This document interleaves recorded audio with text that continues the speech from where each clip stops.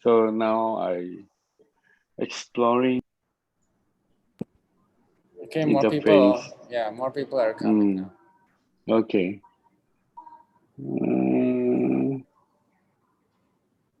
Oh, interesting. Oh, I can swipe to see who's on. So everyone can hear me, right? Yes, Now they all that can they are hear you. in. Hello, everyone. Yeah, I'm pretty new to Zoom. We are still waiting. Okay. We'll probably start in a few minutes. Yeah. Okay. Cheers, everyone.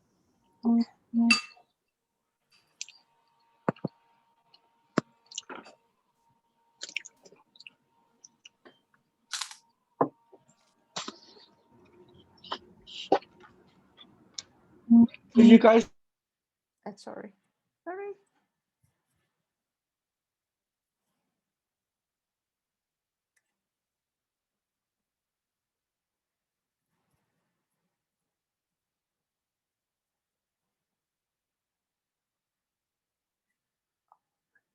Hang on.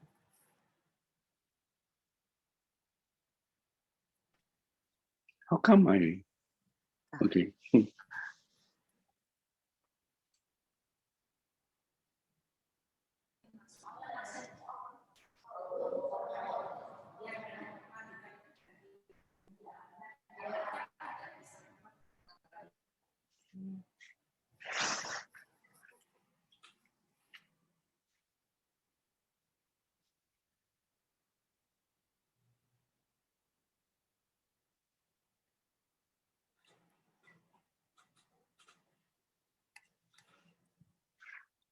It's 22. Ready? People. So I think we should start. Okay. Okay, so hello everyone, good evening, and welcome to our sharing session tonight. And as usual, we have Rony here as our ambassador, is the host. Our guest speaker tonight is Aik Beng Chia. He is also known as ABC. Hi, everyone. ABC is a Singapore-based illustrator, designer, photographer, and he's also like a Q ambassador. So without further ado, I'll let Rony to take over. Ron? All right, thank you. Good evening, everyone. Yeah, so we will do this English as we have people from outside Indonesia also tuning in for today's session. Thank you, ABC, as we know him, for joining us. It's an honor and it's a pleasure for having you here tonight. We just can have a casual talk with ABC, a photographer from Singapore and also a Leica ambassador. He's using the new Leica Q2 monochrome for his work now, but he's been photographing the streets of Singapore for quite a while. And I know his photography back, I don't quite remember, 2013 when I saw your book. It's called Tonight the Street Are Ours, which is a black and white Tonight. Black and white photography from an area called Little India, if I'm not mistaken. Yeah, it is. And now tonight, ABC will share some of his recent work and also work after that book. So now, give you.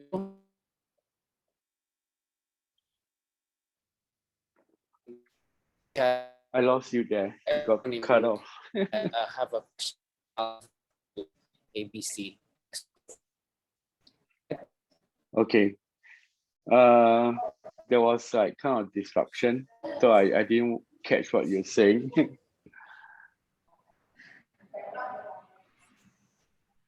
Ron? Yeah, Ronny. Yeah. I couldn't catch what you're saying earlier on because there was some there's a cut. disruption. Uh-huh.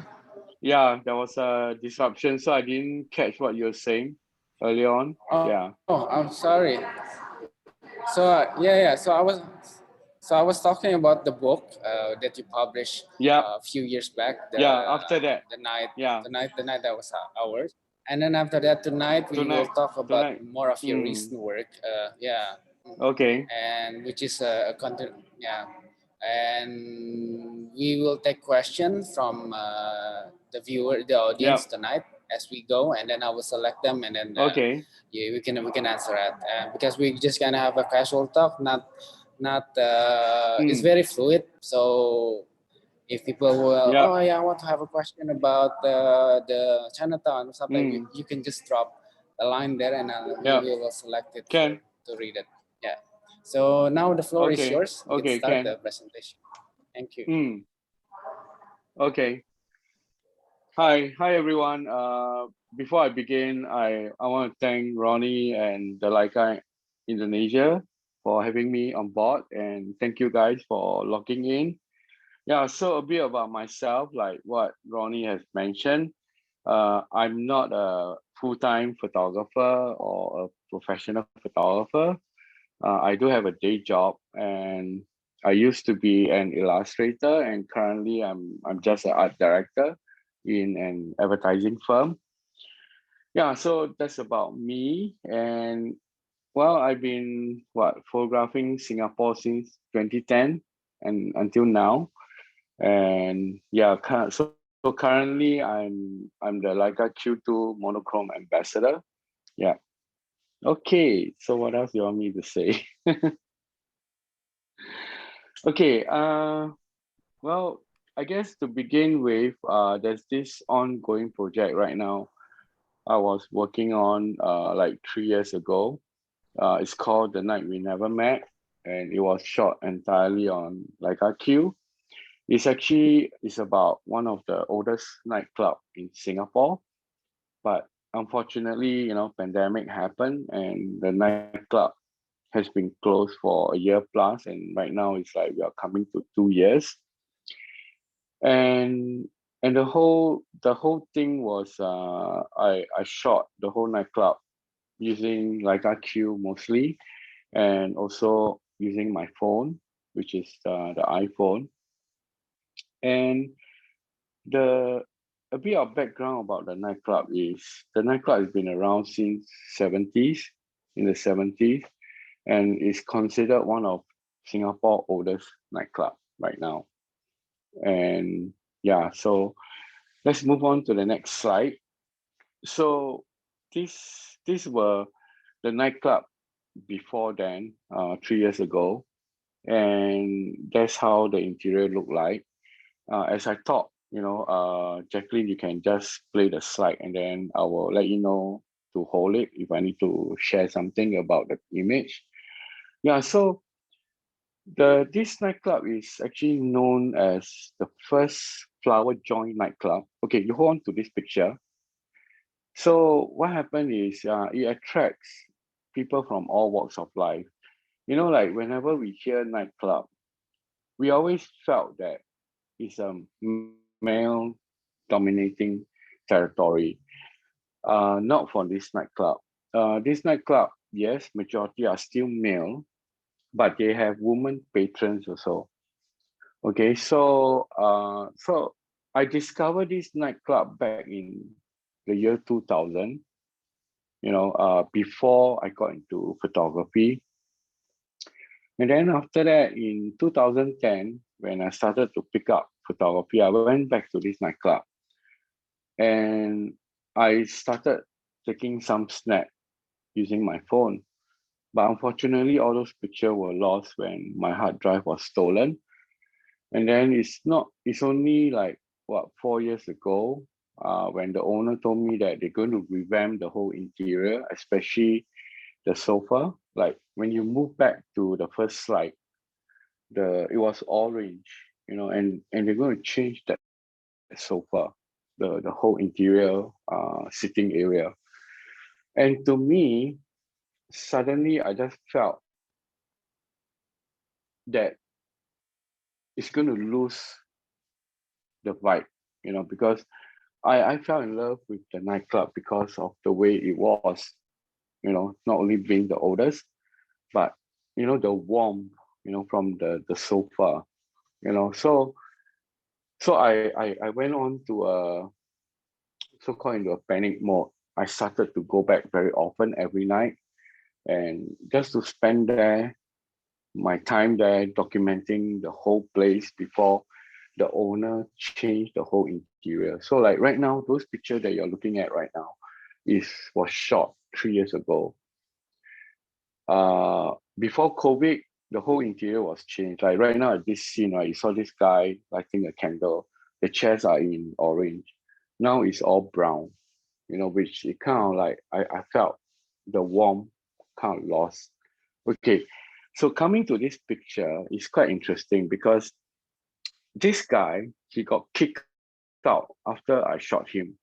What happened was the story behind this image was when he was there, I was observing, and then the singer, they sat with every patron, and then one singer was sitting with me at that point, and she was telling me about this guy. You see, this guy is very dodgy.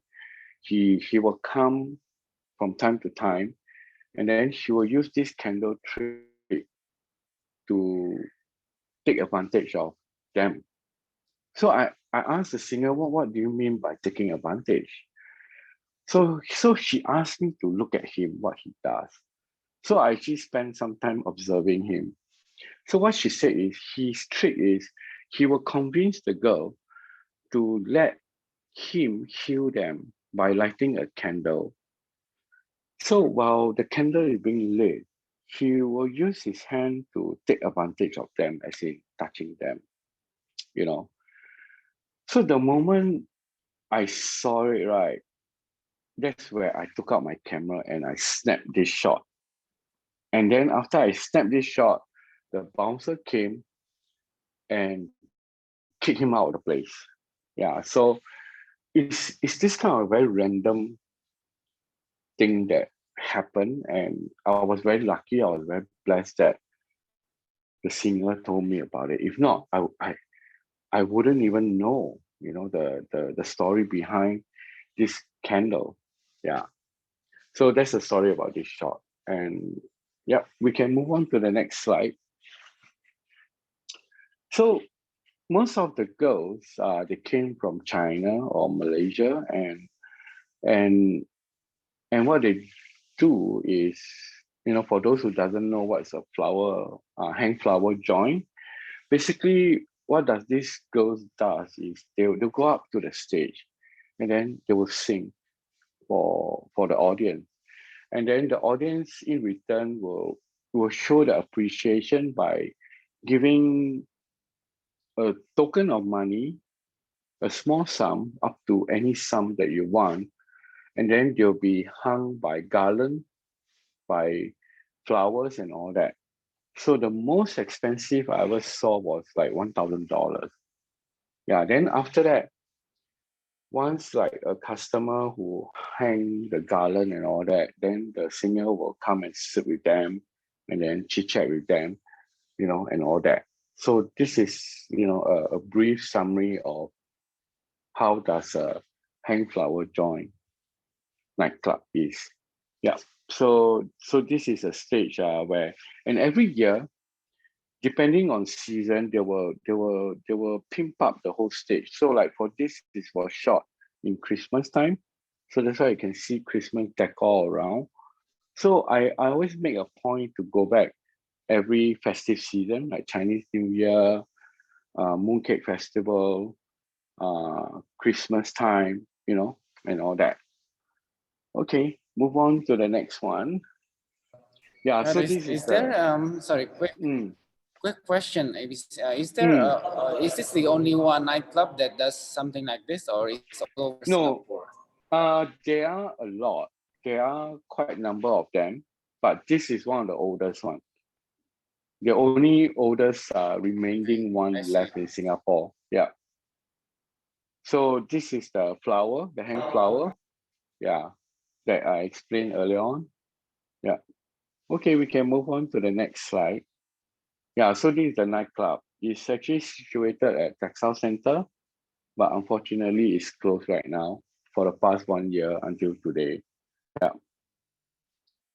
Okay, moving on to the next one. Yeah, so this was the orange sofa, which I felt so much for it, Then after when they renovated the place, right? They changed the sofa to brown color. To me, I just kind of feel that we kind of lost that warmth, you know.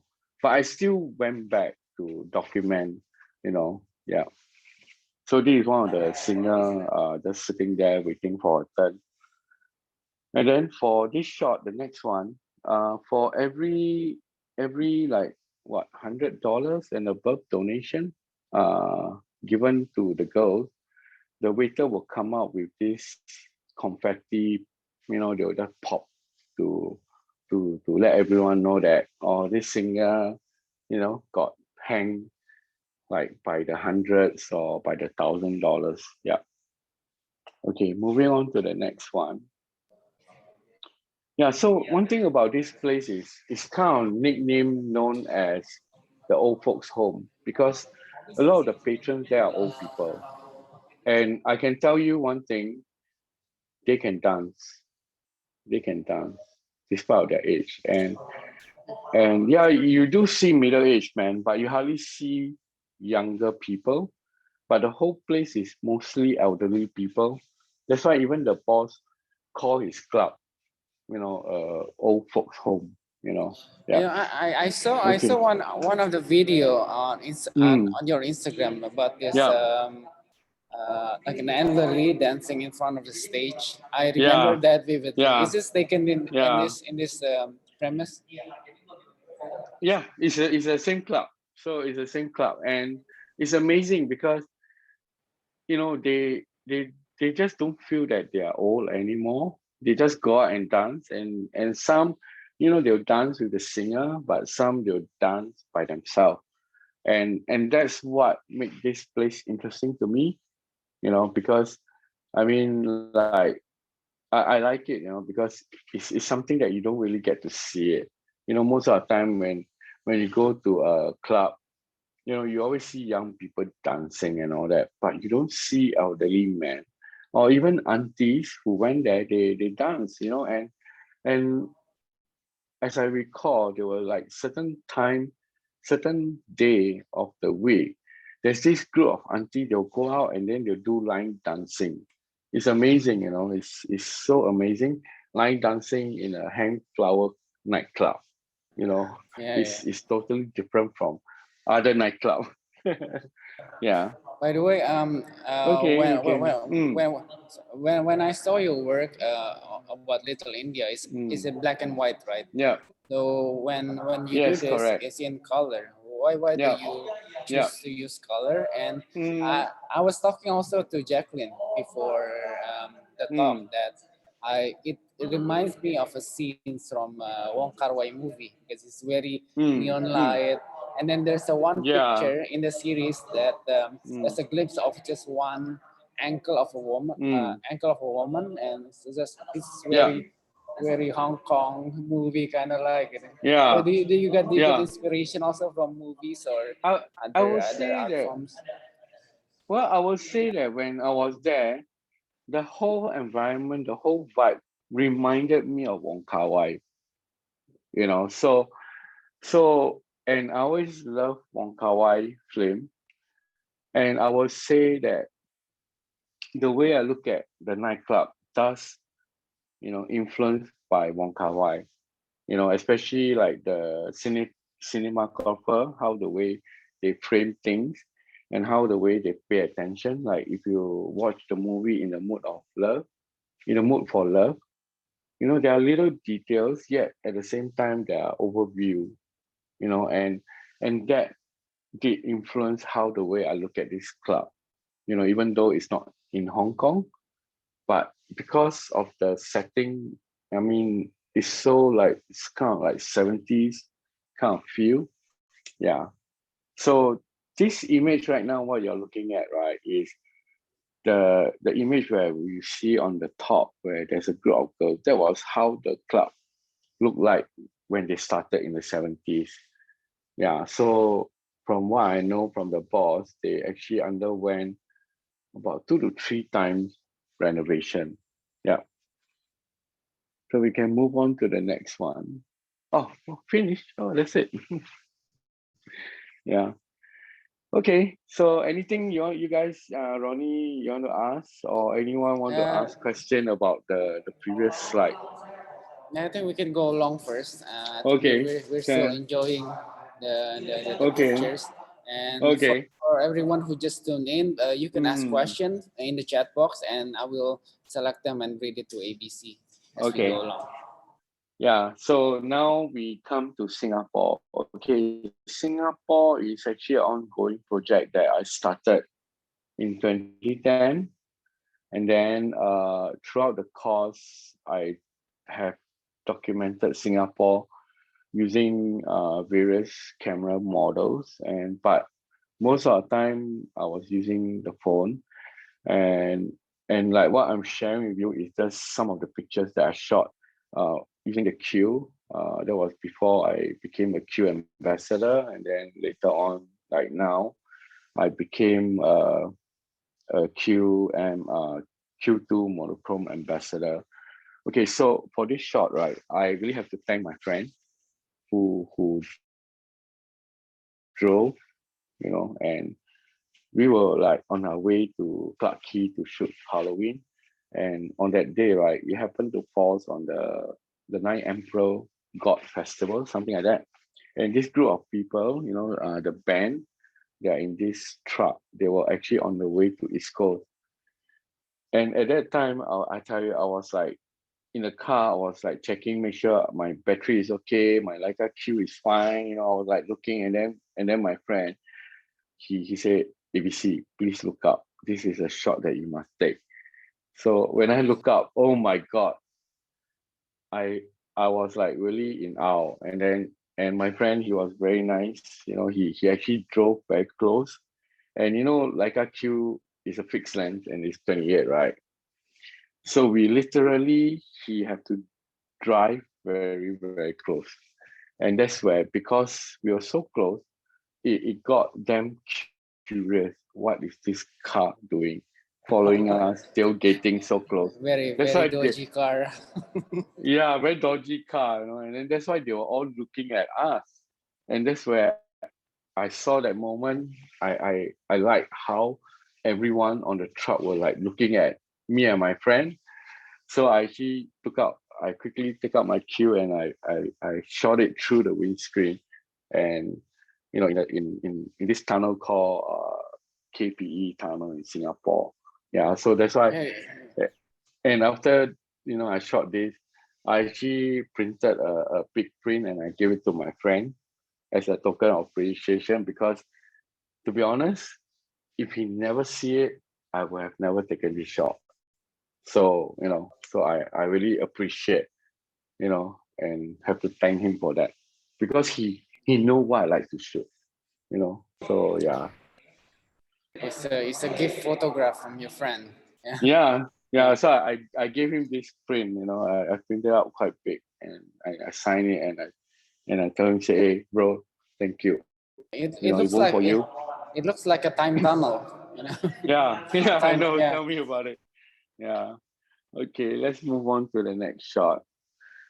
So this one is quite funny because like this was shot in Haji Lane, Arab Street.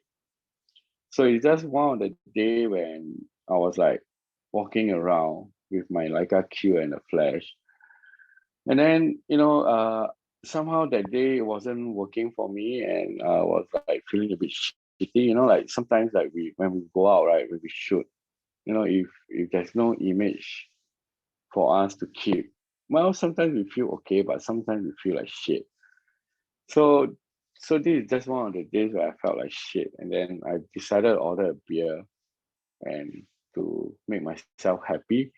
And where I was standing and drinking, suddenly I look up, and there in front of me there's this Marilyn Monroe mural, but at the same time there's a CCTV attached near to the eye. But from my angle, where I'm standing, this is what you're seeing. So I say, hey, wow, that's something. It just came to me. So I took out my cue and then I flash it. Yeah. So recently I heard some of the street photographers in Singapore, they say that this mural is no longer there, and I actually went down. Yeah, it was like repainted, the column and all that. So I'm glad that I got this shot. The CCTV is still there, but Marilyn Monroe is not there anymore. Yeah. Well, it's interesting when you say you had a bad day when you forgot Yeah. that I don't get anything that I like, Yeah. and Yeah. I'm just tired. It's like you get like self-doubt from time to time, or Yeah. and do you shoot every day for your work, like Singapore or the Uh, nightclub, or every night? okay, for like earlier on you mentioned the Little India book, Tonight the Streets Are Ours. That I spent like 2 years after work, after when I finish work, I'll go to Little India and photograph, and on the weekend I'll photograph Little India until next morning. And and most of the time I will take advantage of the little pocket of time that I got before I start work, and then during my lunch time or after work. And then if weekend, if I'm free, I will head out to shoot. So these are just the time slot that I have. And I used to photograph every day, almost every day. Uh, but not recently for the past year. I kind of slow down, you know. And given the pandemic, it even make it even worse.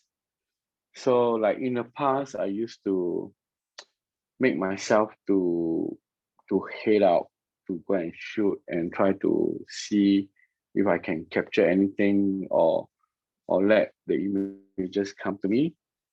But ever since the pandemic, it has kind of like changed the the frequency and the dynamics of it. So like right now, I don't really make an effort. I became kind of lazy, but I still take a photo wherever I am. And if there's an image for me, I would just take the shot. But if there's no images, to me it's fine. I'll just move on. I won't feel like what I felt, the Marilyn Monroe shot that I feel very sulky and then I start to drink just to make myself happy. That was in the past. Not anymore. Now, like to me, if I don't get a shot, it's not the end of the world. I just move on to the next day. I won't hope, but I just leave everything to fate. If I'm fated to see something, I'll capture it. If I'm not, it's okay. It's not a life threatening kind of thing. Yeah. But I guess the Marilyn Monroe Okay, let's picture, move. Mm, the Marilyn Monroe picture, yeah. I think it shows the mood of Yeah. of that day. Yeah. It looks sad. Yeah. Yeah, I'm tired. I know. And the funny thing is about that day is when you least expected. When you expect something, it didn't happen. But when you don't expect anything to happen, it happened in front of you. So this was one example, like I told you, I kind of gave up. Then I was like feeling then sulky, and then I decided to have a drink, make myself, chill out. And then where I am sitting drinking, I look up. Marilyn Monroe is looking at me with the CCTV camera. Yeah, So it kind of like a nice the juxtaposition. Yeah. yeah, the image Mm. look at you, not the other way around. It's Yeah, precisely, Yeah, correct. Yeah. Okay, let's move on. Okay, so this was a shot that I shot during my Muslim friend wedding. So I was like, I was actually in a waiting room, and then this was their relative. One of their relatives, they were praying, and I felt at that moment is such a beautiful moment. A mother and a child, praying to God, and and I like the contrast of the colors against the background and everything. Yeah, so I just can't help it. I have to take the shot. If not, I'm going to kill myself. Yeah. All right. So this was shot on the queue also. Okay. Yeah. Moving on to the next one. Okay. This is something is quite hilarious. Okay. So what happened is like, Ronnie, you know Momofuku, right? Mm-hmm. Yeah. Yeah. So what happened was, Momofuku and me, we sometimes will do a bit of crazy stuff. So that time when the news got out that, Donald Trump and Kim are coming to Singapore, right? So we shot this before they came. So what happened was, if I'm not wrong, Momofuku had the Kim mask, and I went to buy the Trump mask. So what we did was we did a series of this. It's hilarious. I'm only showing you one of them. So like when the news got out that they're coming to Singapore, and then we hear news of how the Singapore government is going to entertain them by bringing them to all the beautiful places and everything, and then the peace talk is going to be at the one of the glamorous hotel in Sentosa, if I'm not wrong. So Momofuku and myself, we decided to sort of like throw them. So we disguised ourselves, and this was shot using my Leica Q and a tripod and we self timer. So yeah, we have to be quick. And then so we pose ourselves against all the different landmarks and even the alley, and we even have photograph with migrant workers and all that. And then we're supposed to release it on the day when they arrive. But funny thing is, there's one impersonator, the North Korean guy, the famous guy. He got caught in Sentosa and he was like being deported. And then so Momofuku and ourselves, we decided not to release it on the day when they come, but we release it after they left. But So after they left, we let go this bunch of photos. It was shot entirely on like a queue. It was very hilarious. We were posing at Malayan Park. We were posing at Peace Center, which is very near Little India. And then we even posed with tourists in Malayan Park. And then under the void deck, then funny shit, Yeah. which one are you? I'm the Trump. You can see my tattoo there. I'm the Trump. Yeah. You're with the And then, sandal. yeah, and then Momofuku is the Kim. Yeah. Yeah. Okay, let's move on to the next one. Okay, so this one is I think we are on the slide of Chinatown. We are flashing. Yeah, so recently, a couple of months back, I was like in Chinatown over weekend. So because I felt I neglected my queue, so I decided to bring her out, and then I started flashing again. I used to flash a lot in the past, but I kind of stopped. But somehow the feeling came back. Yeah, so this is one of the series that in Chinatown that I started to flash, and it was also a series that you guys will see later on with the Q and the Q2 monochrome. It's called Masar Us. Yeah. Okay, let's move on to the next shot. Okay, this wasn't shot on the queue. This was actually shot on my phone. Yeah, so I like juxtaposition, and it's quite obvious, like what you can see here. I juxtapose statue legs against real life leg. Yeah. But Okay, move on. you Mm, mentioned you use a lot of Leica Q and also iPhone, yeah, for your work. yeah, And yeah. why do you choose those two tools, Leica Q, and Uh, not other okay, systems? okay. I my journey began with a phone, with an iPhone, and as it goes, right. In the past, I was being approached by other brands, camera brand, and then after I left them, and then Leica came to me. Uh, so then I decided to take on. So currently I'm using that because that's all I have. I still have my phone, I still have my iPhone, and now I have a Q, which I have it since day one when they launched. And only recently, the Q2 monochrome, which I love it very much because I like black and white. Yeah. Okay, so this was shot on the phone also. Yeah. Okay, let's move on to the next one. Yeah, it's in the coffee shop.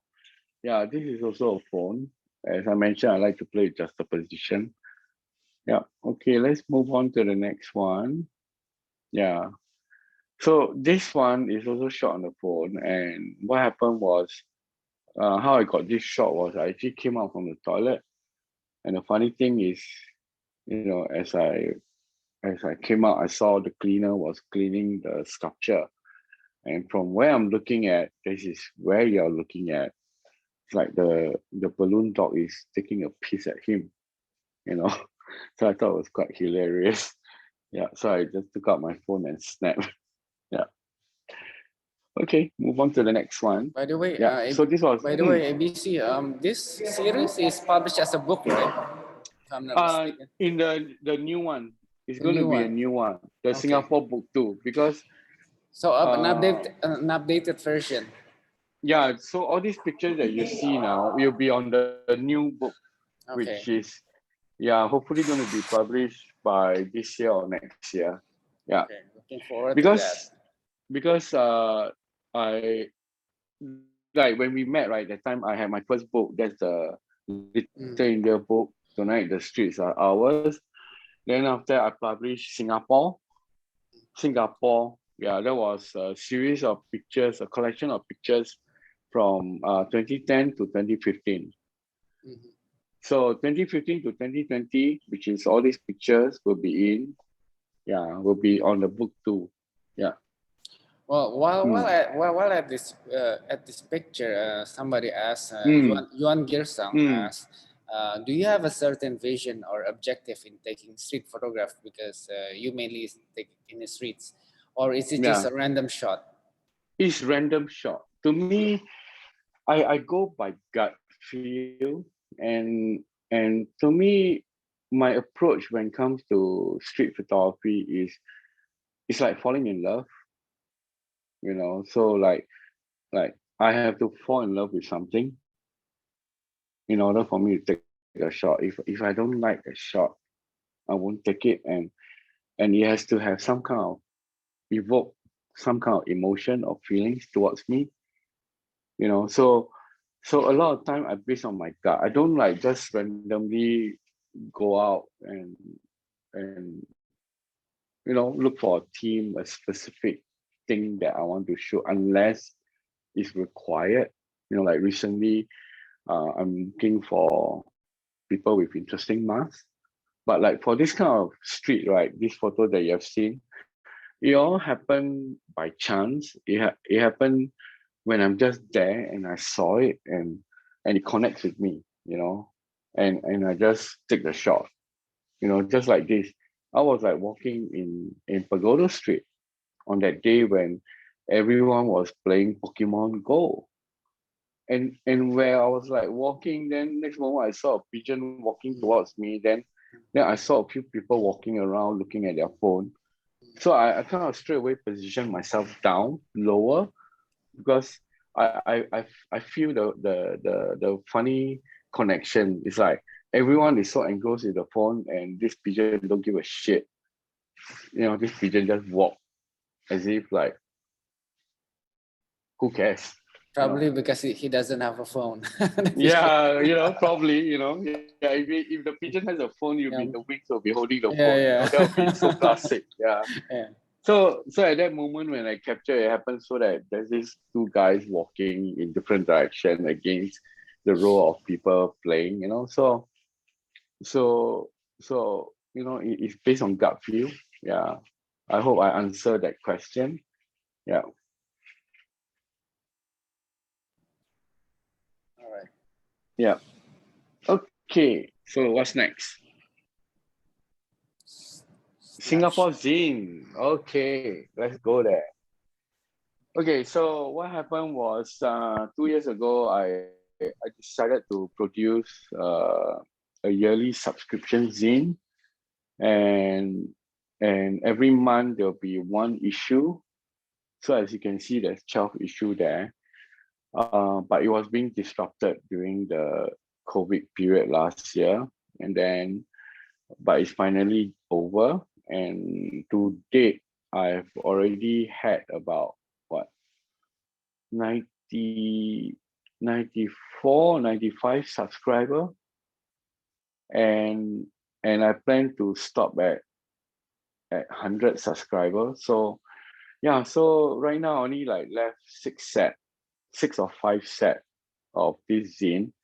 And what got me to do this was because I'm not really a photo book kind of guy.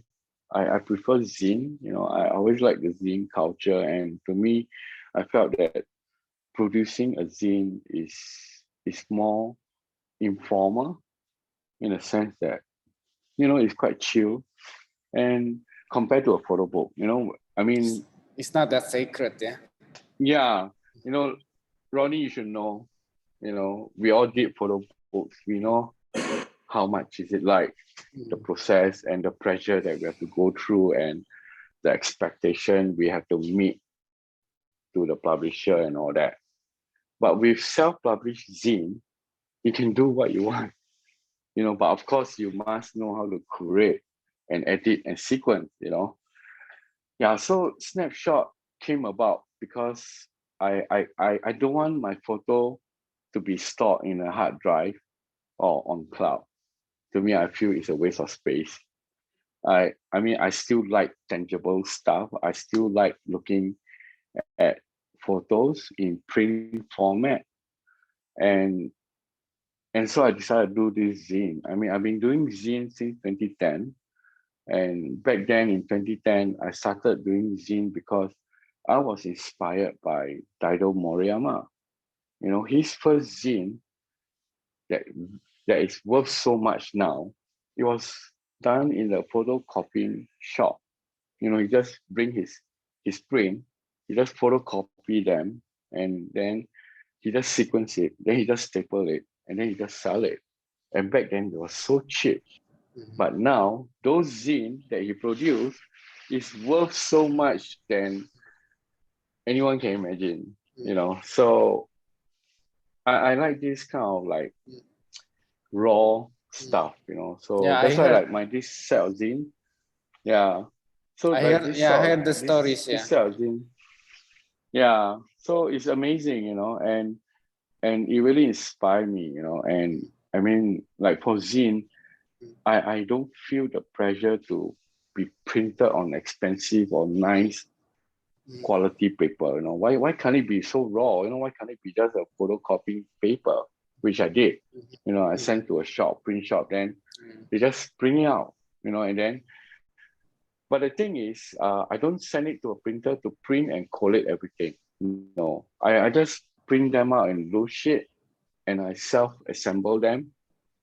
And to me, I feel more close to it because of the time and the effort, you know, and I feel it, you know. So like when everyone buy, subscribe, you know, I love the time spent trimming it, folding it, sequencing them, and then staple it, then put it them in an envelope out.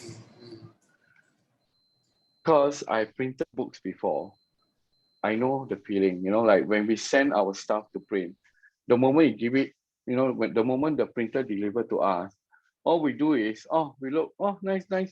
We just sign, and then we just mail out. But when you do it yourself, you really get to appreciate every single copy that you assemble. And I like that. I like that kind of appreciation, you know, and I take pride, you know, in doing that one by one. So you can imagine I have like in total about 90 over subscribers. Every month I send out, I print out, and I'll spend time to collate, to trim and everything, you know, and then So that's why like my subscriber, they'll receive, some receive earlier depending on when I start to do it, yeah. So, and it's a collection of my 10 years of work, some random pictures, that I just plug and play, and then I just put them together, and then I just print them out. Yeah. So it's only for 100 Okay. subscribers. Yeah, once they hit 100, I'll print it. Yeah, I'm not going to do it anymore. Yeah. Okay. So like today, I think it's already like 95 or 96. Is it only for Singapore Singapore subscribers? No, or? it's international. International. So it's a 1-year subscription, including shipping. So it can be found on my Instagram, the online store. When you click online shop, when you click, then there's a list of stuff that I'm selling, and this is one of them. Yeah, yeah. Five spots. It's a 1-year subscription. Yeah, left 5. Yeah, so it's a 1-year subscription. It's 68 USD. So if you break it down, it's actually 680 per issue USD, which is actually, I think it's okay. It's not too expensive, I hope. Yeah.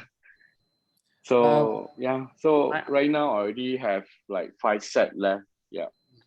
My question would be, do you do every edition or every month, or you do it everything first and then you print it every month? Because you said it's a so what I compilation did of was your. when I started this, 10 years. So what I did was I actually planned 12 issue ahead. What I want to do, what I want to sequence, already plan it. Then when the month come, I just print them out. Yeah. Okay. That saves more time, so you can shoot more in the street. Yeah. So while I already selected the images, I don't have to worry about the next issue, because when I did this snapshot scene, it's 12 issue, right? So every month will have one. I already sequence every issue ahead of time. Okay. Yeah. It's a lot of work to do it everything on your own. Yeah. Yeah, but I like it because I feel it's more personal that way, rather than then you send out to a printer to print, and then when you get it back, you just mail it out. Correct. Yeah. And then sometimes you're not happy with the result. Yeah, correct. Yeah. And for me, what I like about it, why I still prefer to assemble it, is because I'm a very hands-on person, and I like the process more than the outcome. Just like we prefer the photography process than the outcome. Yes. We always learn a lot through the process, which to me is very important. Yeah. But the story that you mentioned about Leica Moriyama. Hello? Suddenly it's frozen. Am I frozen? I can hear you.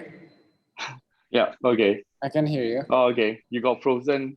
Okay. You can hear me now?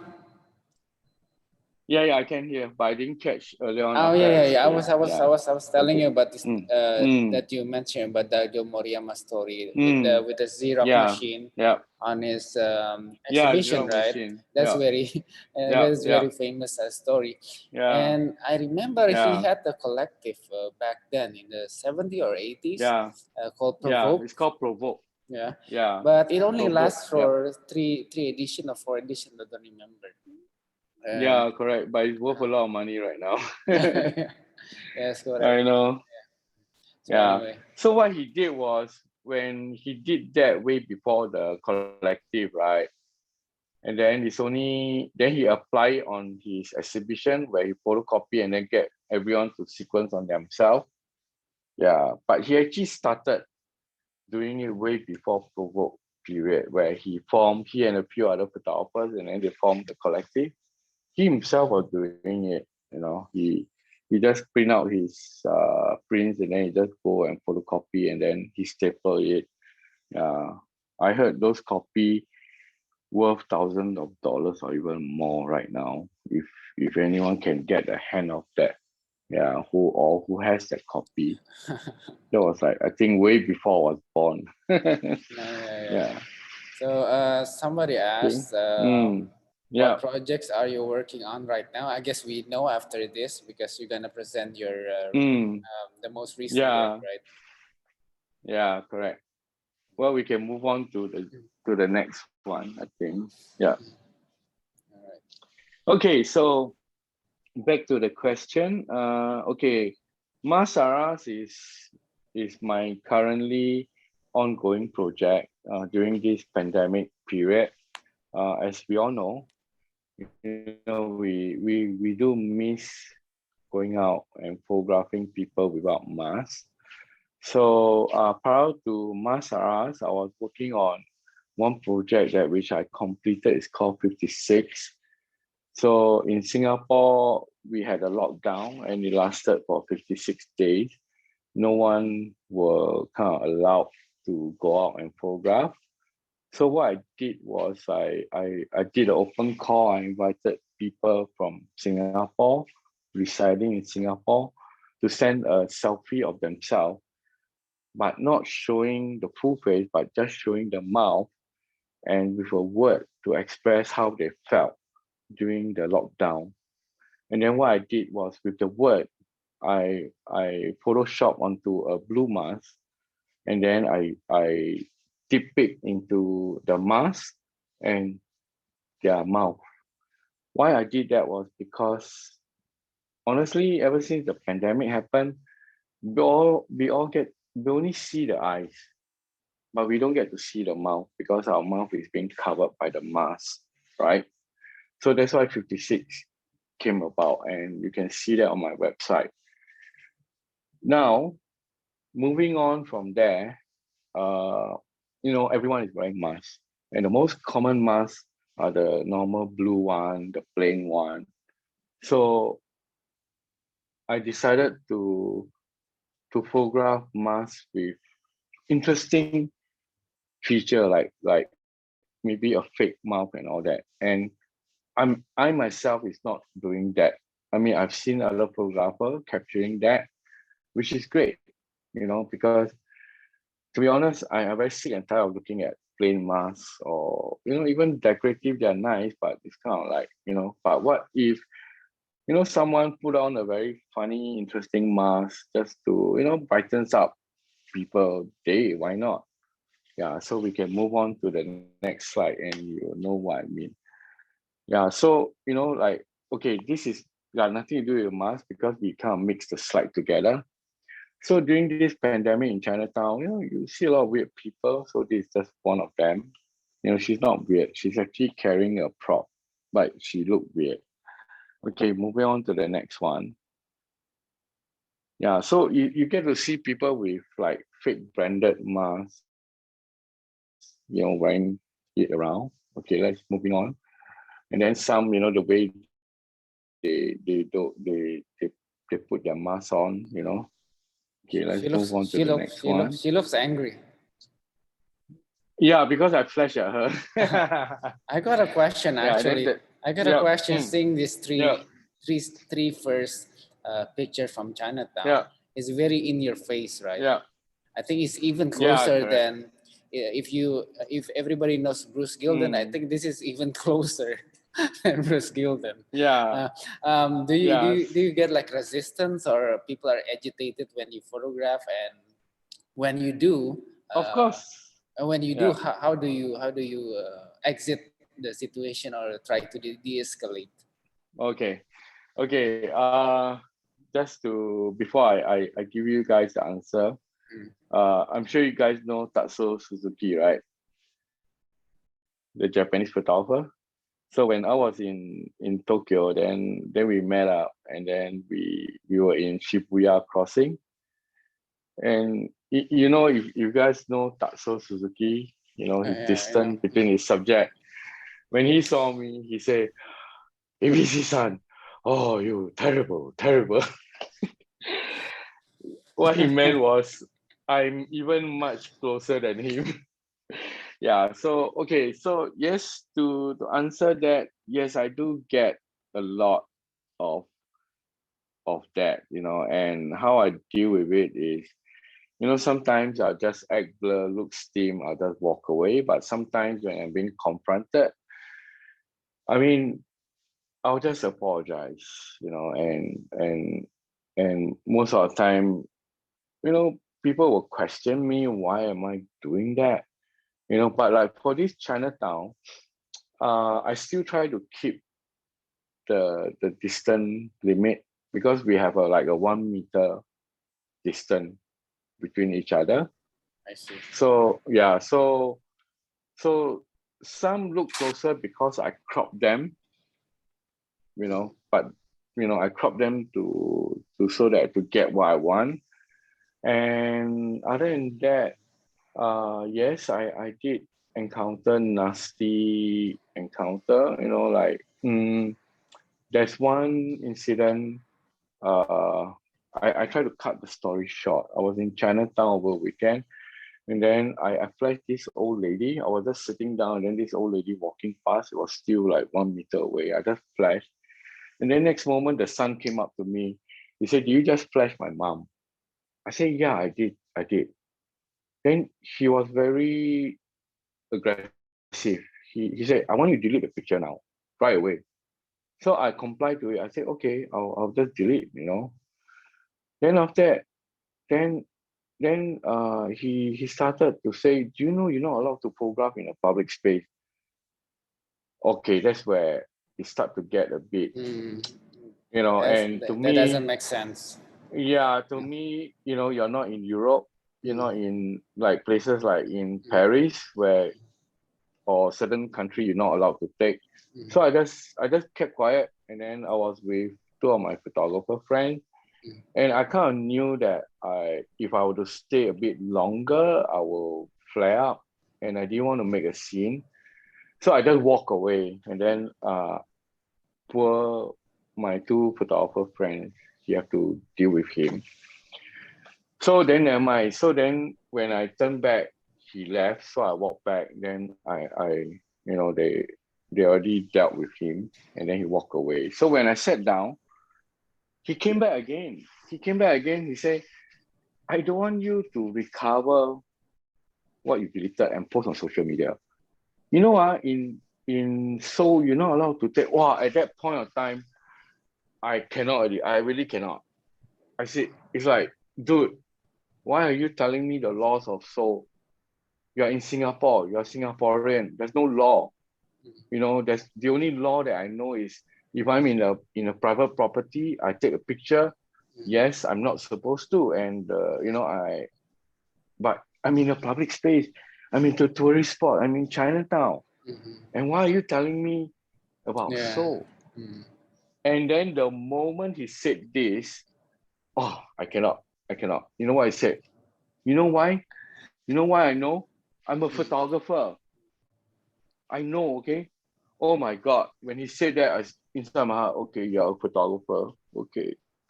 I cannot. I just I cannot. So I just walk away. Yeah, so this is the only recent nasty encounter that I experienced in Chinatown. And the funny thing is, it interests me more now than is because in the past, right, when before pandemic, when you flash people or when you take photo, people get paranoid, people come up to you, it's fine. But the funny thing is everyone is wearing masks. You can't really identify the person unless I have some super good eye, retina scan software that can identify you. Come on. But the funny thing is because of this pandemic, people get even more paranoid. So to me, it's a very interesting social study on that, on social behavior at this time. So the funny thing is, like, if you think that back then when you photograph people and people come up to you and you think that they're paranoid, I'm sorry, they're even more paranoid now with the mask on. Yeah. That's the story. Sad to hear. Yeah, but shit happened. Okay, next one. But Yeah. but I bet that's not the only encounter that you got. Yeah, I know. I mean, we'll tell you more next time. All right, cool. Yeah. Okay. So let's move on. So these are the series. of images that I capture people, I'm not trying to show that they're not wearing masks because they're doing something which is legal. Like in Singapore, when you smoke, you can remove your mask, or when you drink, yeah. So I captured this because I'm very tired of people seeing, wearing masks, I want to see their mouth, you know. Yeah. Okay, let's move on to the next one.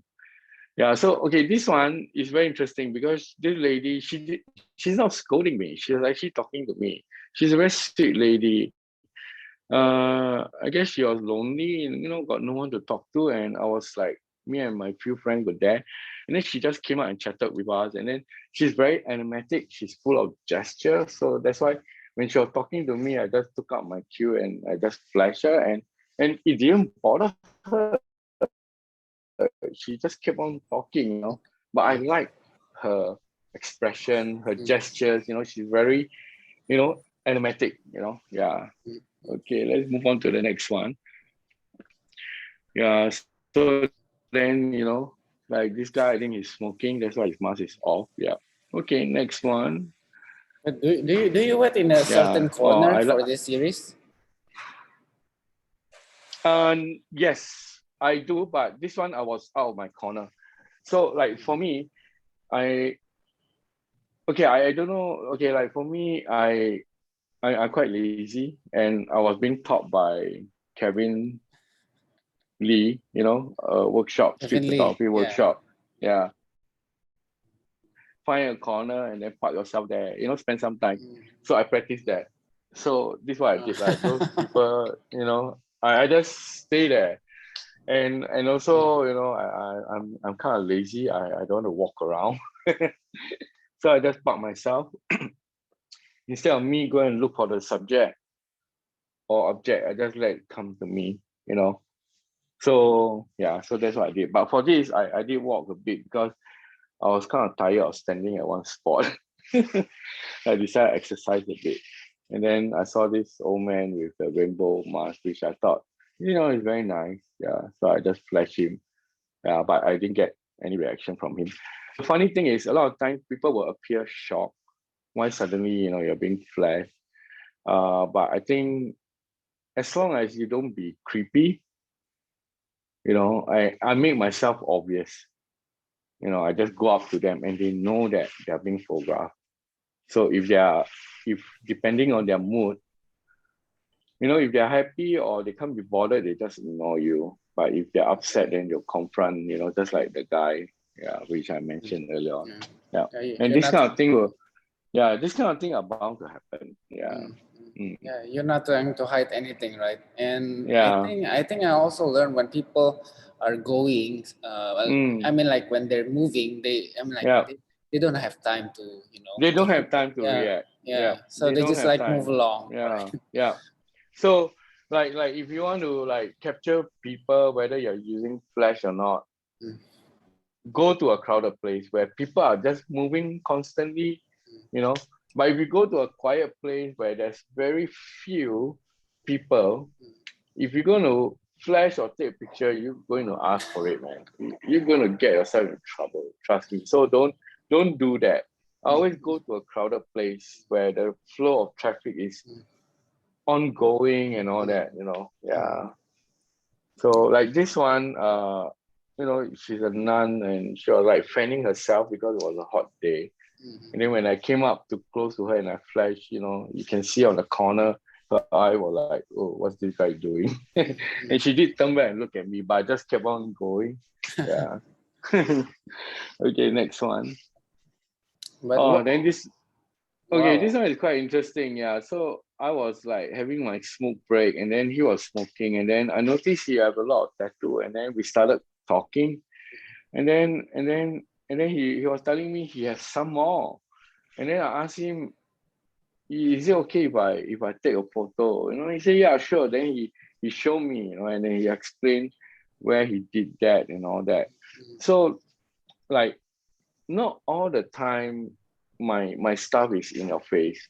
Sometimes I do ask permission, or if I see a very interesting character, I will actually reach out to them and ask. And well, sometimes they say yes, but sometimes they say no. So that's why like there's a period of time I get rejected all the time. I decided to went back to my old ways.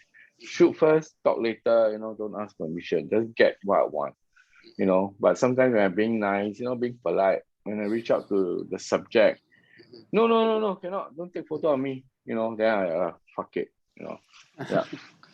So Okay. you bring your camera all the time, yeah? Yeah, I do, So I always bring my camera because you may never know what's gonna happen. So if I don't bring my camera, I have my phone, you know. Yeah. But that doesn't mean that if I have my camera, I don't have my phone. No, we all need our phone. But I mean, like Yeah. on a typical day of shooting, what do you bring? I assume you I travel. bring both. You, I bring both, but if I'm like just like going downstairs and all that, I just bring my phone. But if I know I'm going out, or I go to work, I travel to work, I just bring both. Yeah, I just bring both. Like right now, I'm bringing my monochrome because I'm just shooting with the monochrome right now. okay. I kind of like neglect my cue, yeah, for a while. And, and also, Mm, I'm curious if you shoot mm, like all day, if you plan to shoot like the whole day, do you bring mm. also other stuff like maybe an iPad? If it's just too hot, I'm just gonna sit down for a while and then I'll Yeah, continue later, yeah. or you just like intense shoot and shoot. Oh no, no, no. I quite chill when it come to going out. Like let's say if on a weekend I go out on the whole day, right? What's in my bag will be a battery, power bank, and then my iPad, then my Leica Q or the monochrome, and my earpiece and my phone. That's it. And then if I shoot, then in between I will take a break, and then evening time I have my beer break. then then sometimes I may even not shoot at all. I may just find one place. Pardon me, my throat is a bit dry. I may just find one place, took out my iPad, and then I'll just like transfer my photo, and then I just look at it or post process or edit it. Yeah. Hmm. Simple stuff. Yeah. I don't like to lug around heavy stuff. Yeah. I don't want it to weigh me down. So I like to travel light. So sometimes I will head out without my camera. That's just my phone. Yeah. Oh, we have a question actually. I think it's going back to the publication. So Yeah. many publication bring their magazine online. Do you plan to bring your snapshot zine online, even though it feels different from a printed version? I don't think so because I feel that it would be very unfair for the subscriber. Okay. Even though I do share one or few pictures from the zine, but I will not publish it online Okay. because I just feel it's not right for the subscriber. Okay. I mean, if I've done it, I wouldn't even propose this subscription thing. I'll just post it online and then let everyone see. Yeah. Okay. Yeah, that seems fair. Yeah. But I mean, like your Instagram also has a lot of stuff. I think it's also maybe not as same as zine, but also like like a digital showcase of your work. Yeah, correct. But Which from time to time I remove it. yeah, that's why I want to ask you. Why do you do that? Okay, because like I've been on Instagram since day one, and to me, I don't I just I don't know. I notice my habit. I don't know about your habit, or I don't know about everyone's habit, but I do notice that no, very few or rarely one will look through all your feed unless the person is really hardcore fans of yours. Then they will bother to comb through every single thing. So that leads to another question. So if I have 1,000 over pictures, how? And I notice our usual habit, our human behavior habit. The most maybe 5 or 10 pictures, then we move on. you know. So I don't feel the need to show so many, and you know, just keep on building it. So what I normally does in the past, every once a year, I'll just wipe out everything. Okay. But now it has become quite often because I'm quite OCD when it comes to my own Instagram feed. Nobody give a shit about it, how you present it, how you curate it, but to me, I do.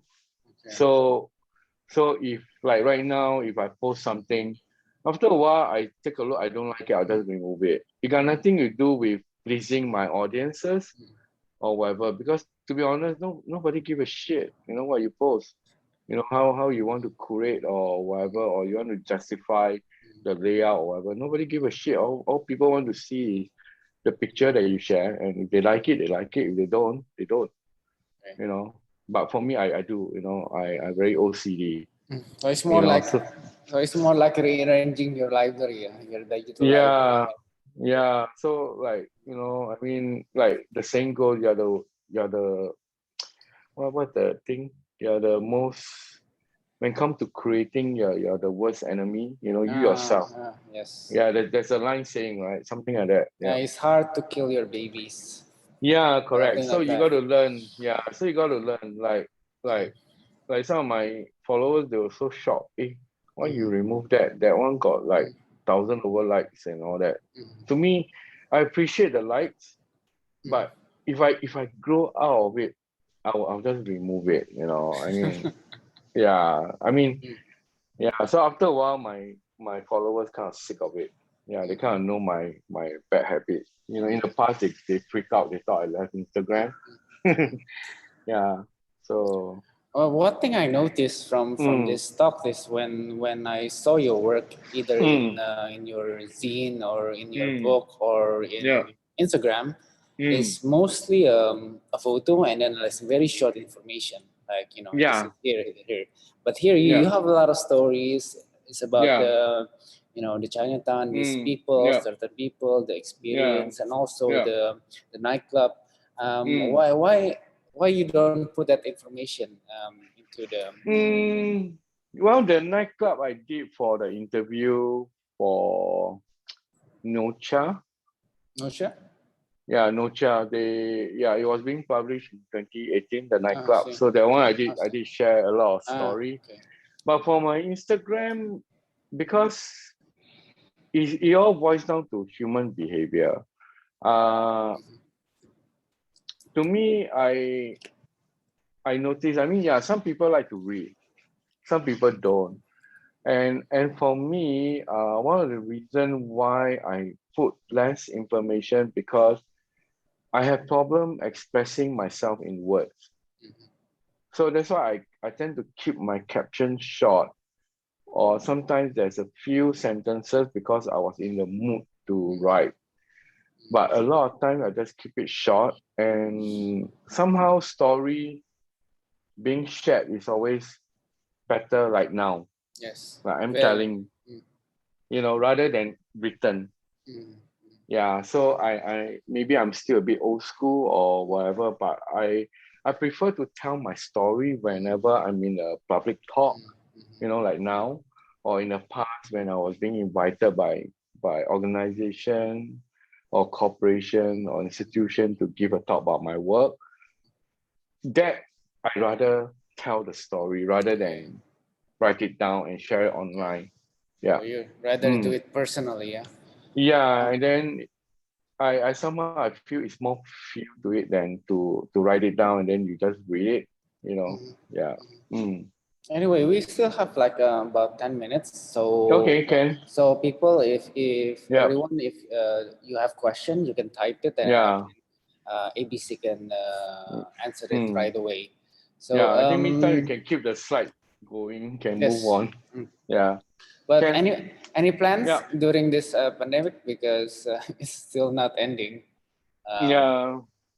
Just do what we can. I think at this point of time, it's all about survival, I mean, like for those who have a job, we are blessed, like me, but for those who are not or maybe losing or self-employed is a bit of problem, Yes. and this pandemic to me, I feel it's not about how good you are.